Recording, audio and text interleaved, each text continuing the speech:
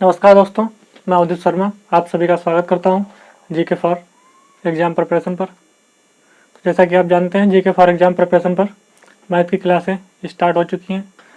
तो उसमें परसेंटेज की फर्स्ट क्लास हो चुकी है, एक क्लास हो चुकी है परसेंटेज की। तो आज परसेंटेज की चलेगी सेकेंड क्लास। तो फर्स्ट क्लास में हमने ज़्यादा नहीं, कुछ बेसिक बताया था। उसमें परसेंटेज को हमने फ्रैक्शन में कन्वर्ट करना बताया था और डायरेक्ट याद रखने को भी बताया था, जिससे कि क्वेश्चन लगाने में आपको आसानी हो सकती है। ठीक है, वही बताया था हमने। और अगर पिछली क्लास नहीं देखी है तो वो भी देख लेना, तो उससे आपको पता चल जाएगा कि फ्रैक्शन को, परसेंटेज को फ्रैक्शन में कैसे कन्वर्ट करते हैं। ठीक है,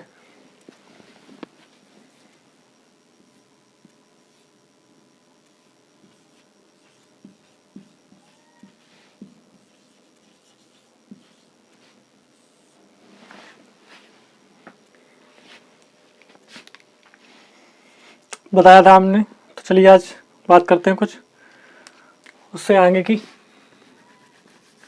सबसे पहले बात करते हैं कि प्रतिशत वृद्धि का अर्थ क्या होता है। प्रतिशत वृद्धि का अर्थ क्या होता है? प्रतिशत वृद्धि का अर्थ क्या होता है? ठीक है, प्रतिशत वृद्धि क्या होती है? जैसे कि कोई भी राशि अपने आप में 100% होती है, पूरी 100% होती है। ठीक है, और उसमें अगर हमने कोई भी राशि अपने आप की पूरी 100% होती है, इसमें अगर 15% की वृद्धि कर दी जाए, 100% होती है, अगर इसमें 15% की वृद्धि कर दी जाए तो ये 115% बन जाती है। ठीक है, 115% बन जाती है। ये होती है प्रतिशत वृद्धि। ठीक, ये क्या होती है? प्रतिशत वृद्धि। ठीक, तो इस पे देखिए एक सवाल प्रतिशत वृद्धि पर क्या होता है। किसी वस्तु का मूल, एग्जाम्पल देख लीजिए, किसी वस्तु का मूल, किसी वस्तु का मूल 80 रुपये है। किसी वस्तु का मूल 80 रुपये है। किसी वस्तु का मूल 80 रुपये है और उस पर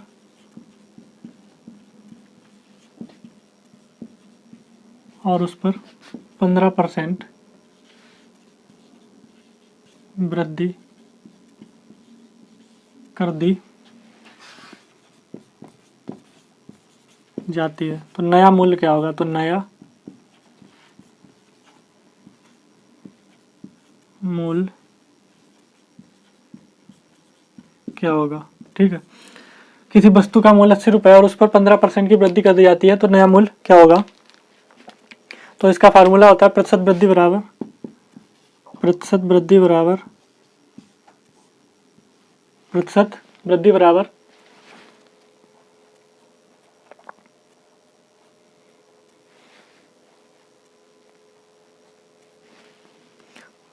अब ऐसे देखिए, किसी वस्तु का मूल्य 80 रुपये और उस पर 15% वृद्धि कर दी जाती है तो नया मूल्य ज्ञात कीजिए। ये जो है 80 रुपये, ये अपने आप में पूरे 100% के बराबर है अभी। ठीक है, किसी वस्तु का मूल्य, हमने पहले बताया था, कोई भी राशि अपने आप में पूरी 100% होती है। नया मूल्य ज्ञात करने के लिए आपको क्या है? प्रारंभिक मूल्य ज्ञात करने के लिए ये 80 रुपये है, 80 रुपये है। अब इस पर क्या कर दिया गया? उस पर 15% की वृद्धि, यानी कि अब इसको 115% हो गया 15% की वृद्धि करने पर। तो नया मूल्य ज्ञात कीजिए, बटे में 100 करेंगे। अब इसमें नया मूल्य ज्ञात करेंगे,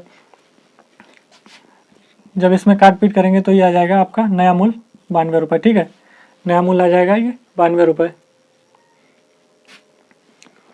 ये हो गया इसका नया मूल्य। यही होती है प्रतिशत वृद्धि। अब बात करते हैं प्रतिशत कमी क्या होती है। प्रतिशत कमी क्या होती है?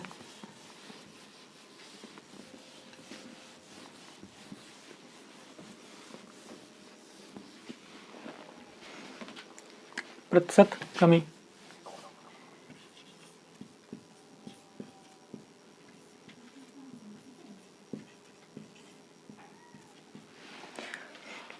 कोई वस्तु 100% होती है, उस पर प्रतिशत, उस पर -10% प्रतिशत कम कर दिया गया तो वो हो जाएगी अब 90% के बराबर। यही होती है प्रतिशत कमी। ठीक है, तो इस पे एक एग्जांपल देखिए, किसी गाड़ी की चाल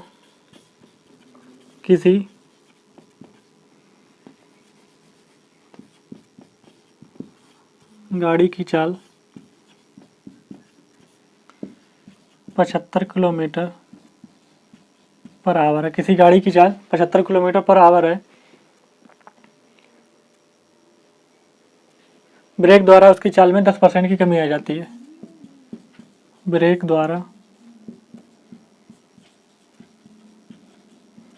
उसकी चाल में कमी आ जाती है।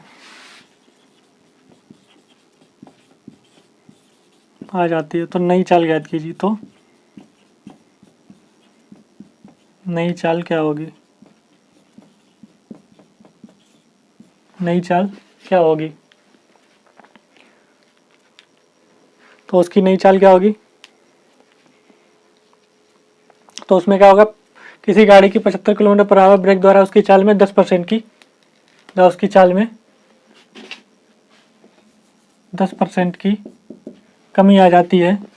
तो नई चाल क्या होगी? तो प्रारंभिक चाल का 90% निकालना है, क्योंकि कोई भी चाल ये दे रखी है पूरे अपने आप में 100% की दे रखी है। तो इसका जब निकालोगे 90%, 10% की कमी हो जाती है, तो 90% निकालोगे बटे 100 करोगे, 10% की कमी आ जाती है। जब निकालोगे 75% का 90%, तो कितना निकलेगा? इसमें जब काट पीट करोगे तो ये हो जाएगा आपका 67.5 किलोमीटर पर आवर। ठीक है, ये होती है प्रतिशत कमी।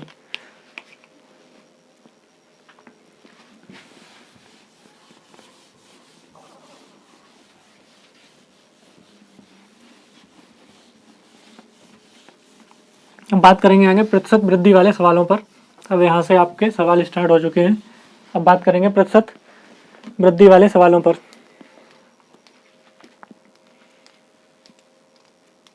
ठीक, प्रतिशत वृद्धि वाले सवालों में यहाँ पर डाल लीजिए प्रतिशत वृद्धि ज्ञात करना। प्रतिशत वृद्धि ज्ञात करना। ठीक, प्रतिशत वृद्धि ज्ञात। प्रतिशत वृद्धि का फार्मूला होता है प्रतिशत वृद्धि कुल वृद्धि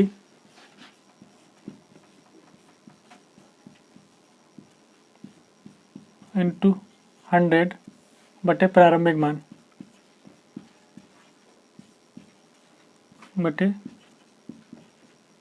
प्रारंभिक मान। ये होता है प्रतिशत वृद्धि का फॉर्मूला।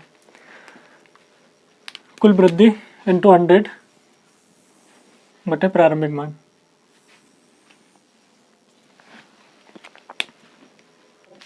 पे क्वेश्चन बनता है, जैसे देखिए, किसी व्यक्ति की आय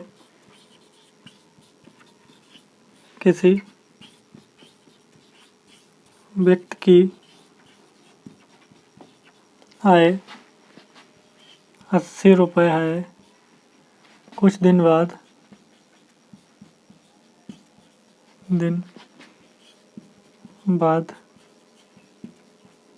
उसकी आय 96 रुपये हो जाती है।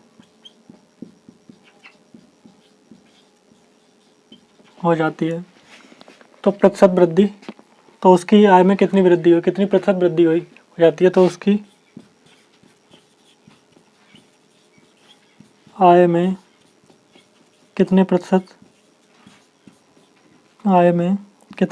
वृद्धि हुई?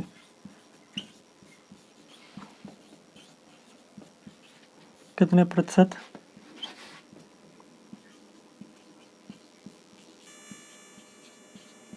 वृद्धि हुई? किसी व्यक्ति की आय 80 रुपये है, कुछ दिन बाद उसकी आय 96 रुपये हो जाती है। तो उसकी आय में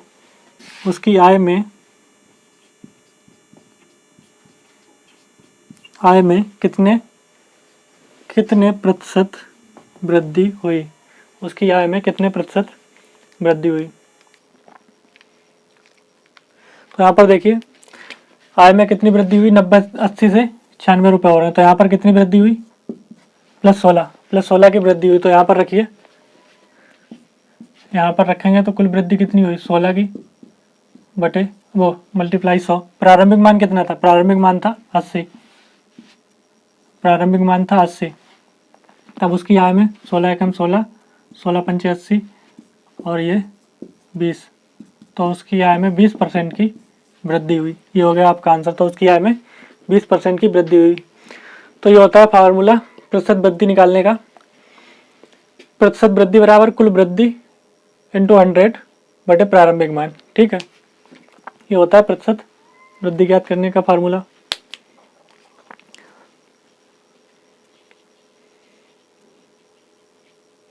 और प्रतिशत कमी ज्ञात करने का क्या होता है, प्रतिशत कमी ज्ञात करने का फार्मूला होता है प्रतिशत कमी वाला फार्मूला होता है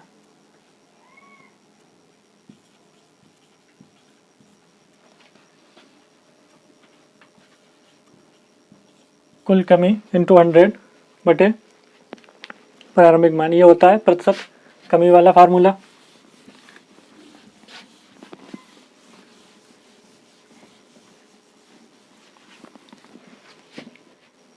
देखिए इसका एग्जांपल, कोई धावक किसी धावक की चाल, किसी धावक की चाल, किसी धावक की चाल, किसी धावक की चाल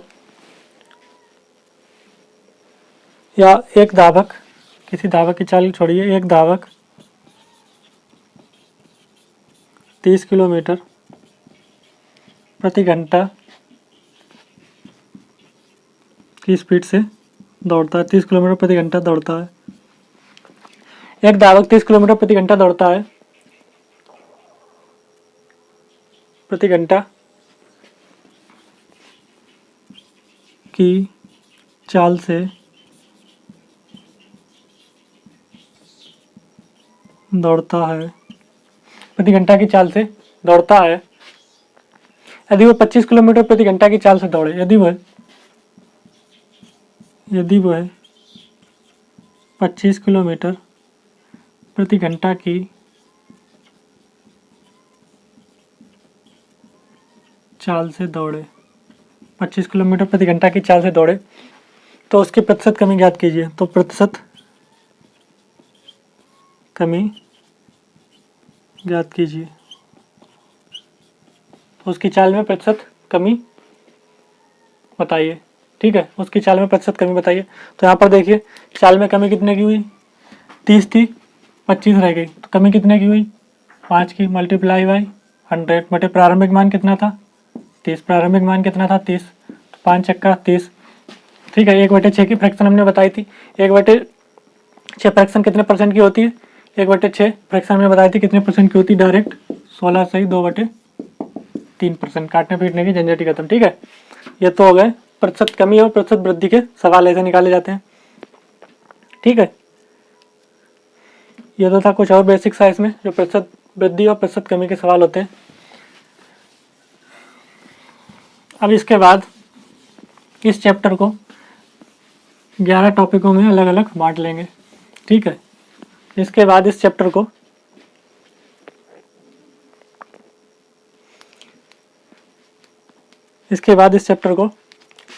हम बता दे रहे हैं इसको कैसे कराएंगे कंप्लीट।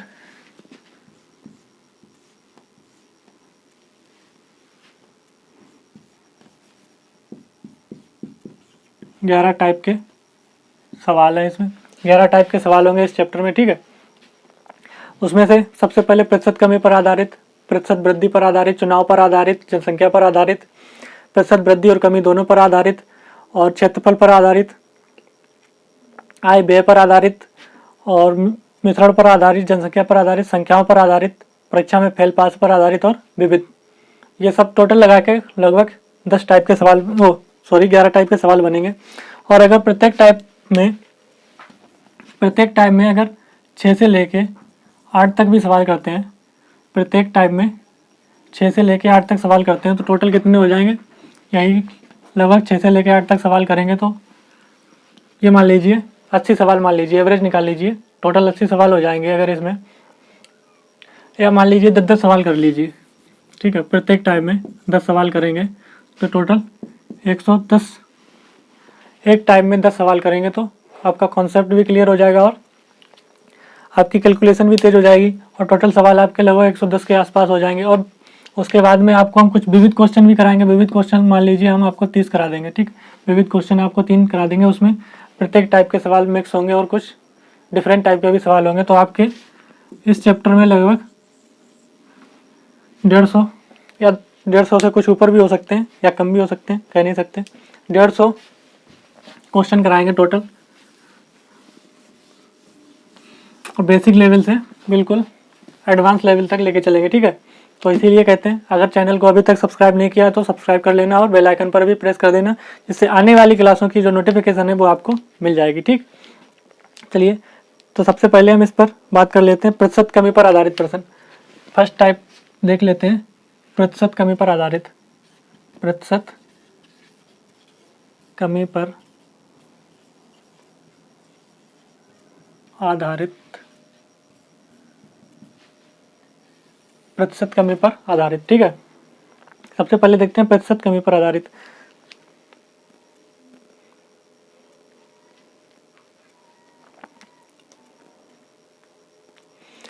तो क्वेश्चन है इसमें प्रतिशत कमी पर आधारित पर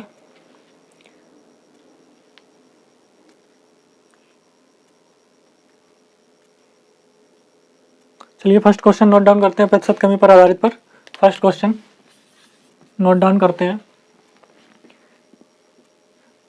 सीता की आय गीता की आय से 10% कम है। सीता की आय गीता की आय से 10% कम है। सीता की आय गीता की आय से 10%। बताइए गीता की आय सीता की आय से कितनी अधिक है, तो बताइए।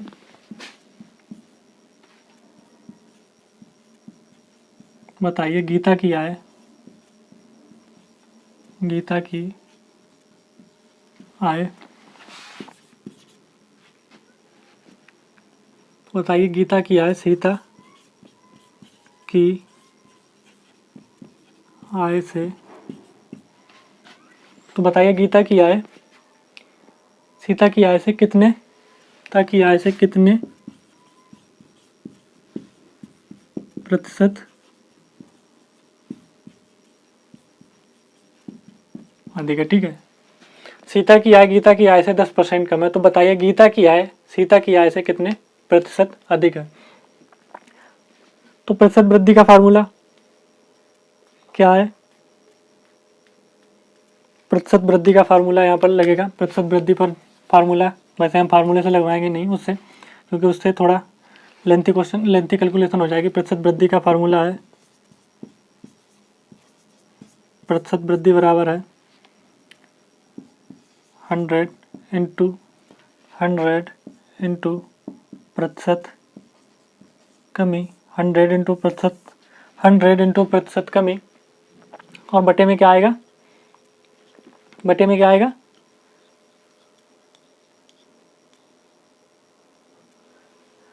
प्रतिशत वृद्धि 100 इंटू प्रतिशत कमी, 100 माइनस प्रतिशत कमी, ये हो जाएगा प्रतिशत वृद्धि ज्ञात करने का फार्मूला। यहाँ पर वही पूछा है सीता की आय से कितने प्रतिशत अधिक है। अधिकता या वृद्धि बात एक ही है, ठीक है, अधिकता या वृद्धि बात एक ही है। तो यहाँ पर पूछा है प्रतिशत वृद्धि ज्ञात करना।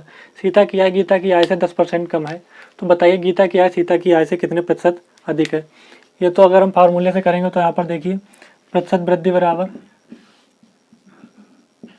प्रतिशत वृद्धि बराबर रखेंगे 100 इंटू कमी कितनी की है 10 की, बटे 100 माइनस 10, तो ये हो जाएगा 100 इंटू 10 बटे 90, ठीक है। तो ये 0 से 0 काटेंगे तो हो जाएगा 11 सही 1 बटे 9%, ठीक है, 11 सही 1 बटे 9%। जब इसको काटेंगे तो ये हो जाएगा आपका आंसर, इतने परसेंट अधिक है। तो सीता की आय से कितने प्रतिशत अधिक है, तो 11 सही 1/9% अधिक है सीता की आय से। ठीक है, गीता की आय। ये तो था क्वेश्चन इस पे। अब हम देखिए, हम अपने तरीके से कराएंगे जो सेकंड मेथड, वो देखना आप। ठीक है, तो हमने क्या बताया था सबसे पहले, 10% फ्रैक्शन, 10% है, इसको फ्रैक्शन में कन्वर्ट करेंगे तो आएगा 1/10। ठीक है, 10% है, इसको फ्रैक्शन में कन्वर्ट करेंगे तो आएगा 1/10, 1/10 आएगा। ये जो होती है, ये होती है ओरिजिनल वैल्यू। ये क्या होती है, ओरिजिनल वैल्यू या नॉर्मल वैल्यू, मूल मान या सामान्य मान होता है। ठीक है, और ऊपर वाला जो होता है वो होता है रिजल्ट या परिणाम। ये होता है इसका रिजल्ट या परिणाम, यहाँ पर लिखना चाहें तो लिख लीजिए रिजल्ट, ये होता है रिजल्ट। ठीक है, या परिणाम। और ये नीचे वाली होती है ओरिजिनल वैल्यू। ठीक, अब बात करते हैं ये ओरिजिनल वैल्यू क्या है और रिजल्ट परिणाम क्या। यहाँ पर देखिए 10% का 10% कितना बनता है, 1। 10% का 10% कितना बनता है, 1। अब यहाँ पर देखिए सीता की आय गीता की आय से 10% कम है, यानी कि ये रही सीता, ये रही गीता। सीता की आय गीता की आय से 10% कम है। गीता की आय कितनी है, सीता की आय से, सीता की आय गीता की आय से 10% कम है, तो गीता की तो कितनी है, ओरिजिनल वैल्यू। ठीक है, ये हो जाएगी गीता की वैल्यू ओरिजिनल 10। अब पूछा गया है सीता की आय गीता की आय से 10% कम है, यानी कि 10 का 10% कितना बनता है, 1। 1 कम है तो ये कितनी है, 9 है। 9 है किसकी, सीता की। अब बताइए कि गीता की आय सीता की आय से कितने अधिक है, गीता की आय सीता की आय से कितने अधिक है। तो यहाँ से देखिए डिफरेंस कितने का है, +1, 1 अधिक है। 1 अधिक है कितने पर, 9 पर। तो 1 अधिक है कितने, 9 पर। पूछा गया गीता की आय सीता की आय से कितना अधिक है, 1 अधिक है। 1 अधिक कितने पर है, 9 पर। ठीक है, 1 अधिक है 9 पर। 1/9 बराबर बताया था कितने परसेंटेज का होता है, 1/9 बराबर होता है 11 सही 1/9 फ्रैक्शन। बस ये हो गया आपका आंसर। ये था मेरा मेथड जिससे हम सवाल कराते हैं। ये था बुक वाला, जिससे सारे बुक को, सभी की सभी बुकों में ये दिए रखा होता है कुछ फार्मूला। ये भी सही है, आपकी मर्जी, अब आप किससे करते हैं जो आपको समझ में आए। ठीक है, देखिए दूसरा क्वेश्चन अगर अभी तक नहीं समझ में आया है तो दूसरा क्वेश्चन देखिए, उसमें समझ में आ जाएगा। ठीक है,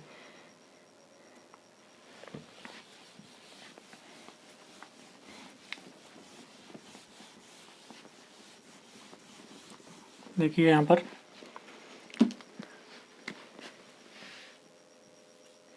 सीता की आय गीता की आय से 20% कम है। अब देखिए 20% कम है, 20% की फ्रैक्शन हमने बताई थी क्या होगी, 20% की फ्रैक्शन होगी 1/5। ठीक है, ये हो गई, ये हो गई सीता, ये हो गई गीता। ये ओरिजिनल वैल्यू को रिप्रेजेंट करता है, ओरिजिनल वैल्यू मतलब गीता। गीता की कितनी है, 5 है। सीता की आय गीता की आय से 20% कम है। 20% कम का मतलब 5 का 20% होता है 1, तो 5 का 20% कम है तो ये हो जाएगी 4। अब यहाँ पर देखिए कितनी अधिक है, +1 का डिफरेंस है, +1 का डिफरेंस है। तो गीता की आय सीता की आय से कितने अधिक है, 1 अधिक है। कितने पर, 4 पर। 4 पर 1 अधिक है, तो 1/4 का परसेंटेज कितना बताया था, 25%। ये आपका आंसर हो गया। ठीक है,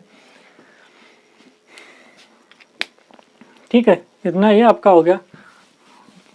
अभी तक नहीं समझ में आया तो देखिए और इसी पर।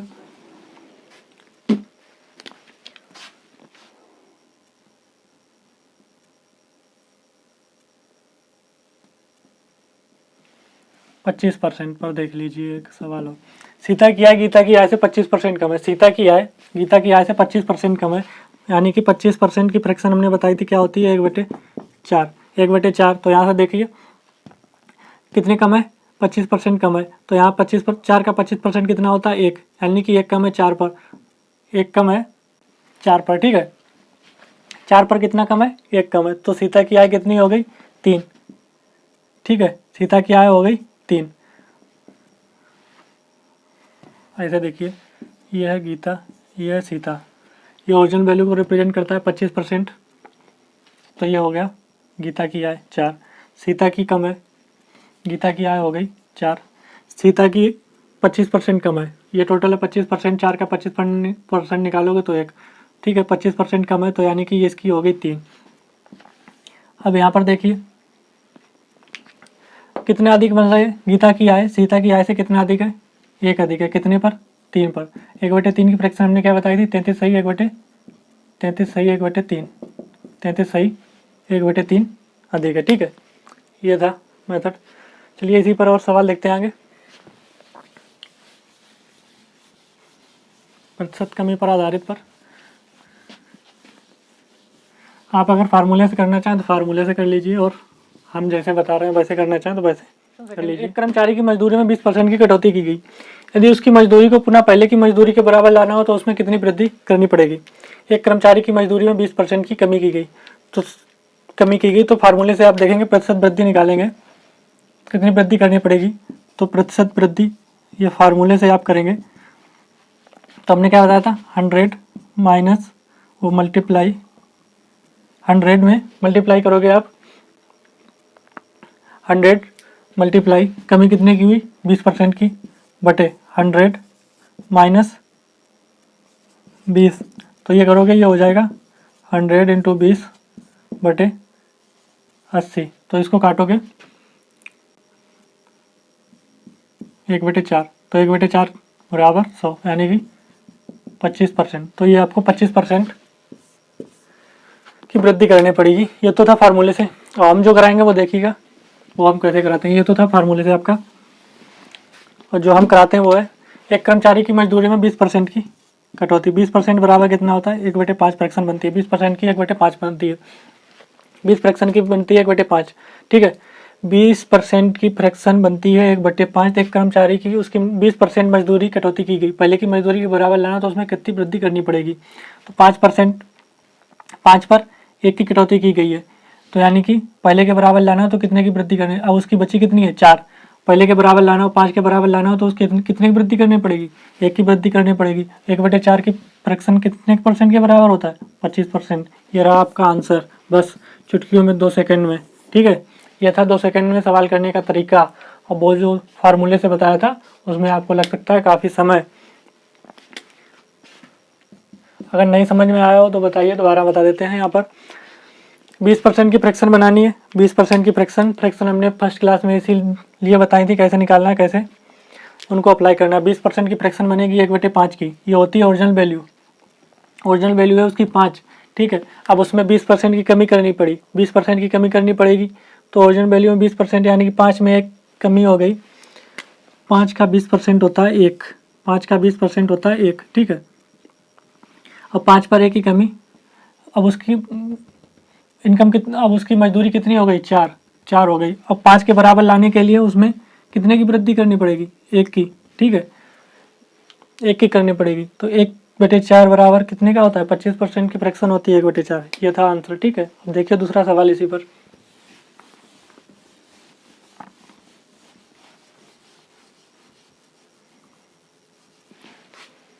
यहाँ पर देखिए 25% कर लीजिए।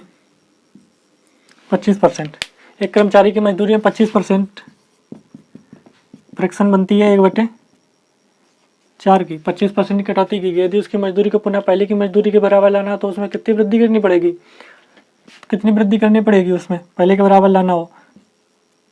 1/3। 1/3 की फ्रैक्शन होती है 33 सही 1/3। ये हो गया आपका आंसर। 33 सही 1/3% की उसमें वृद्धि करनी पड़ेगी। ठीक है,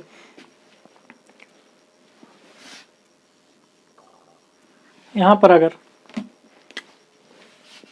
20, 25, 40 हो, 40 की कितनी होती है? 40 हो तो 40% की फ्रैक्शन होती है 2/5। 2/5। ठीक है, 2/5 होती है। 40%, 5 का 40% 2, यानी कि 2 की कमी की हुई है। 2 की कमी हुई है, अब उसकी कितनी बची है? 3 बची है। पुनः वापस उतनी लाने के लिए कितने की? 2 की वृद्धि करनी पड़ेगी। 2/3 फ्रैक्शन कितने की होती है? 66 सही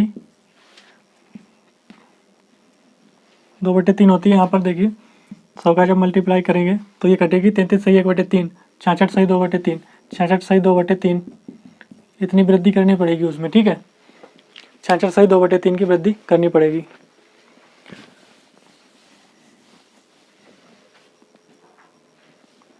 चलिए अगला सवाल देखते हैं।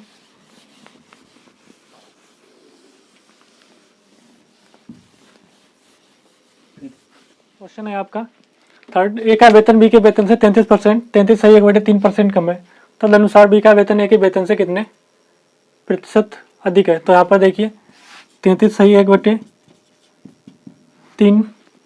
की फ्रैक्शन बनती है 1/3, ठीक है 1/3।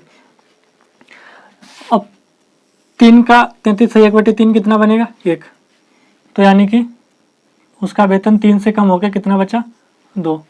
बी के वेतन से कितना, तो अनुसार बी का वेतन ए के वेतन से कितने अधिक है, कितना अधिक है। तो यहाँ पर देखिए 2 हो गया, ठीक है। अब उसका वेतन उसके बराबर 2, यानी कितना कम हो गया, यहाँ से 1 कम हो गया, तो बराबर लाने के लिए कितना करना पड़ेगा 1। तो ये 1/2 कितने की होती है 50% के बराबर होती है 1/2 फ्रैक्शन।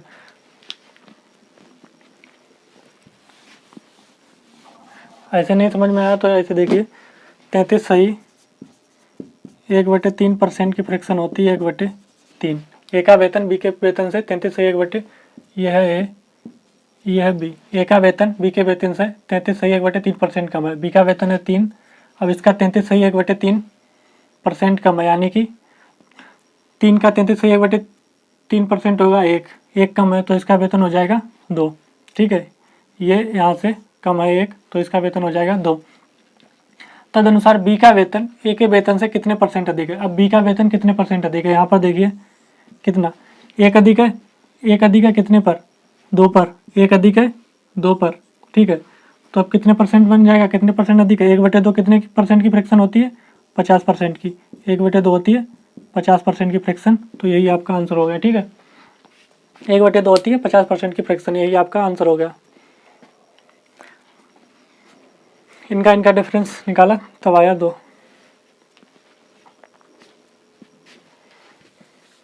चलिए अगला क्वेश्चन देखते हैं।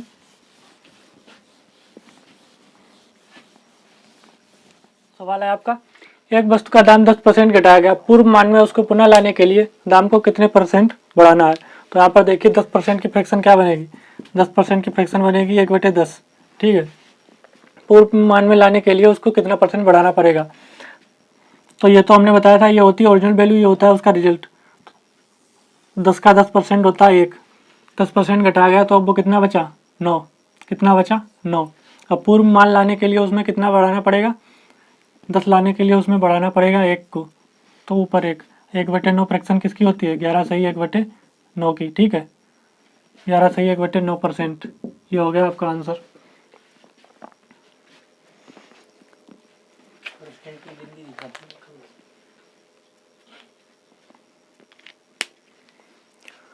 चलिए आज की क्लास को यहीं तक रखते हैं। उम्मीद करता हूँ आप लोगों को समझ में आ गया होगा।